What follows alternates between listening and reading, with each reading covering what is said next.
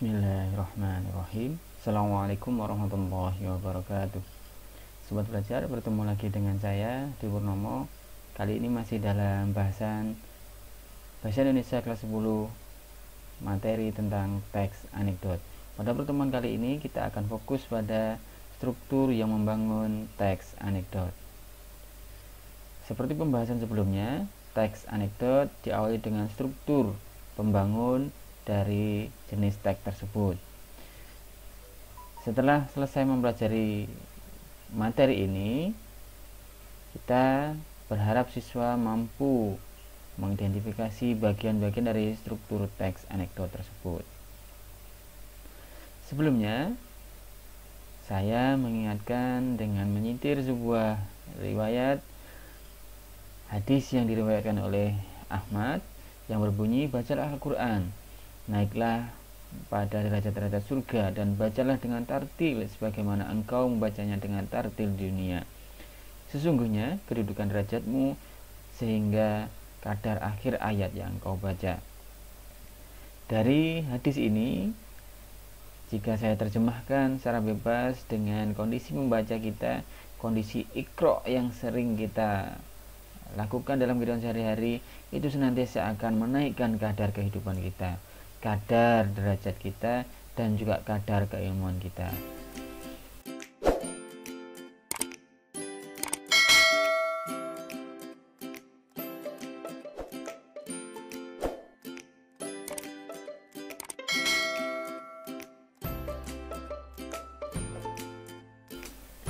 Berikut kita akan masuk kepada materi tentang teks anekdot.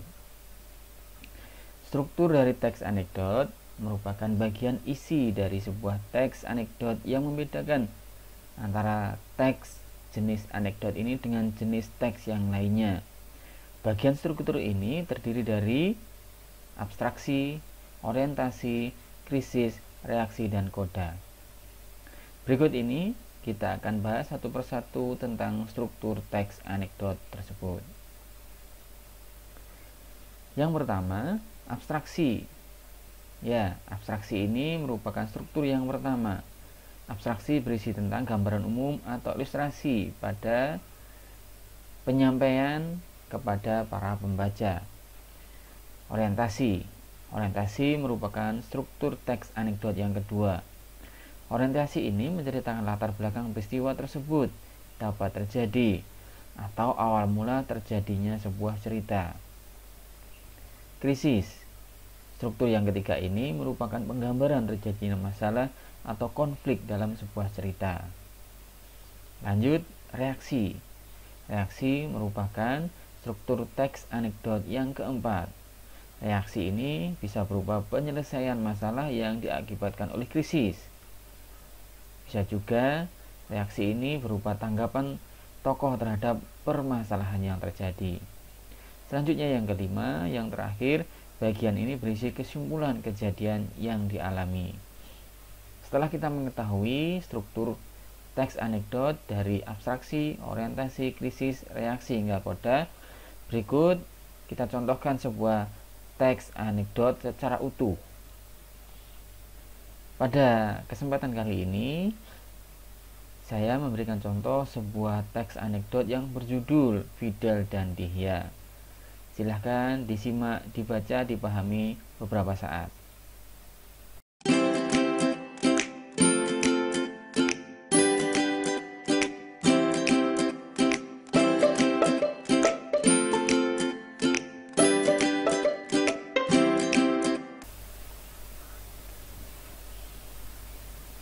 Setelah membaca teks ini, selanjutnya coba kita akan kupas contoh teks anekdot ini dari sisi struktur yang sudah kita pelajari sebelumnya.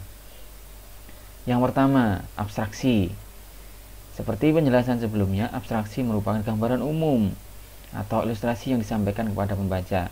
Pada contoh teks anekdot di atas, abstraksi ini terbaca jelas bahwa gambaran umumnya terletak pada bacaan awal yang berbunyi, Fidel dan Dihya adalah sepupu. Jarak umur mereka cukup dekat, yakni 5 tahun. Ini merupakan penggambaran umum, ilustrasi awal yang disampaikan kepada pembaca. Menginjak kepada bagian yang kedua, orientasi, di mana pada orientasi ini latar belakang peristiwa tersebut mulai terjadi atau awal muasal terjadinya sebuah cerita. Pada bagian contoh teks yang di atas tadi, dapat kita ambil bagian yang merupakan orientasi ini yang berbunyi, pada saat Fidel berkunjung ke rumah dia yang terletak di Jalan Satria. Sesampainya di sana, disambut oleh pemilik rumah di ruang tamu. Di ruang tamu yang mungil namun tidak sempit, terjadi percakapan hangat di antara keduanya. Di sini masih berupa awal, masih berupa awalan dari sebuah cerita, khususnya dari penggalan cerita teks anekdot yang menjadi contoh pada bahasan kali ini. Menginjak yang ketiga, struktur yang ketiga, yaitu yang bernama krisis. Di sini konflik dalam teks anekdot ini sudah mulai nampak.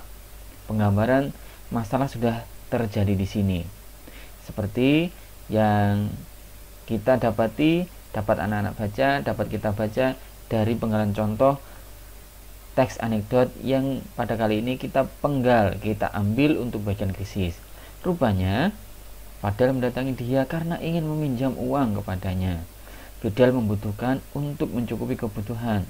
Fidel meminjam sejumlah 150 juta rupiah. Sempat ragu, namun dia meminjamkan uang kepada Fidel. Rupanya setelah 3 tahun lamanya, Fidel belum juga mengembalikan uang yang dipinjam dari sepupunya tersebut. Merasa kesal dan dibohongi, dia akhirnya melaporkan perkara tersebut kepada pihak berwajib. Ia tidak memandang bulu, walaupun saudara sendiri. Ya, itu merupakan bagian permasalahan, merupakan bagian konflik dari krisis, dari bagian yang bernama krisis pada teks anekdot. Dilanjut dengan bagian yang kelima. Setelah krisis, reaksi muncul dari teks tersebut, di mana reaksi ini merupakan penyelesaian masalah yang diakibatkan adanya krisis tersebut. Bisa juga reaksi ini merupakan tanggapan tokoh terhadap permasalahan yang terjadi. Dari penggalan contoh teks anekdot di atas, kita dapati reaksi ini berbunyi, Fidel terkejut bukan main. Ia dilaporkan dan dijebloskan ke dalam jeruji besi oleh saudaranya sendiri. Meskipun saudara ternyata tidak memandang, apa boleh buat, tabungan yang dimiliki Fidel belum cukup untuk membayar hutang kepada saudaranya itu. Ia mencoba berbicara kepada dia agar tidak diperkarakan kasusnya. Dia bisa tidak memperkarakan, akan tetapi rumah dan tanah yang dimiliki Fidel menjadi hak miliknya. Ini merupakan reaksi, atau dalam hal ini adalah penyelesaian masalah. Dalam bacaan tersebut, Fidel memang tidak punya uangnya belum cukup untuk membayar, dan dia punya prasyarat agar tidak diperkarakan di pengadilan jika rumah dan tanah yang dimiliki Fidel menjadi hak miliknya. Dan yang terakhir, kita menuju kepada struktur yang kelima, yakni yang bernama koda. Bagian ini merupakan kesimpulan dari kejadian yang dialami. Khususnya di sini yang dialami oleh kedua tokoh dalam cerita teks anekdot yang menjadi contoh pada bahasan kali ini. Meskipun sesama saudara, asal hukum pinjam-meminjam harus dikembalikan. Ya, jika kita punya pinjaman, jika kita punya hutang, ya selayaknya kita harus mengembalikan apapun kondisinya. Ini pembahasan kita kali ini tentang struktur teks anekdot. Sekali lagi, sebagai kesimpulan, kita berharap anak-anak bisa memahami struktur anekdot yang berisi 5 bagian tersebut. Ada abstrak, ada orientasi, ada krisis, reaksi, dan yang terakhir adalah koda. Sebagai penutup, semoga Allah Subhanahu wa Ta'ala memberikan ilmu yang bermanfaat bagi kita semua. Apapun jenis ilmunya, jika ilmu itu bermanfaat, insya Allah itu akan menyelamatkan kita baik di dunia maupun di akhirat. Terima kasih. Sukses untuk kita semuanya. Wassalamualaikum warahmatullahi wabarakatuh.